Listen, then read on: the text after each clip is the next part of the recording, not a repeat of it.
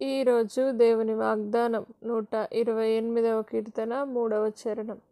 నీ లోగిట నీ భార్య ఫలించు ద్రాక్ష వల్లి వలె నుండును, నీ భోజనపు బల్ల చుట్టూ నీ పిల్లలు ఒలీవ మొక్కల వలె నుందురు.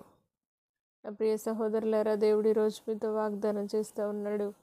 నీ లోగిట నీ భార్య ఫలించు ద్రాక్ష వల్లి వలె నుండునని దేవుడు సెలవిస్తూ ఉన్నాడు.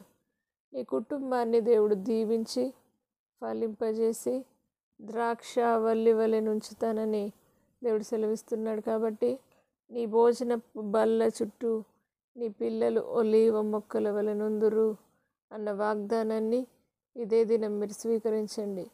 దేవుని సన్నిధిలో మనకు సంతోషం కలదు. కుటుంబ సమేతంగా దేవుని సన్నిధిలో ఎదుగుతున్నప్పుడు తప్పక ఫలింపు అనేది తప్పక మన జీవితంలో ఉంటుంది.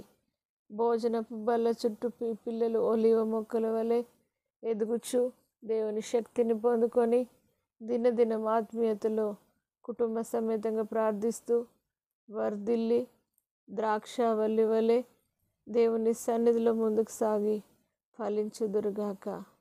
పరిశుద్ధుడా, నమ్మదగిన దేవా, నీలోగిట నీ భార్య ఫలించు ద్రాక్ష వల్లి వలె నుండునన్న వాగ్దానం ప్రతి కుటుంబంలో నెరవేర్చండి.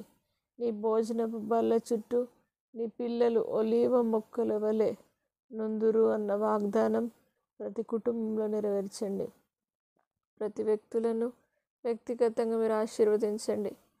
దేవానికి స్తోత్రం. ప్రతి ఒక్కరిని కుటుంబంలో దేవాని స్తోత్రం వేస్తే మీరు దీవించి ఘనపరిచి ఆశీర్వదించి వారి పిల్లల పిల్లల పిల్లల్ని చూసే అనుభవం చేత నింపి వారి పిల్లలు నీ భోజనపు బల్ల చుట్టూ ఒలీవ మొక్కల వలె వర్ధిల్లుటకు సహాయమును చేయగలరని యేసు పరిశుద్ధ నామమును బట్టి అడిగి వేడుకుంటున్నాము తండ్రి. ఆమేన్.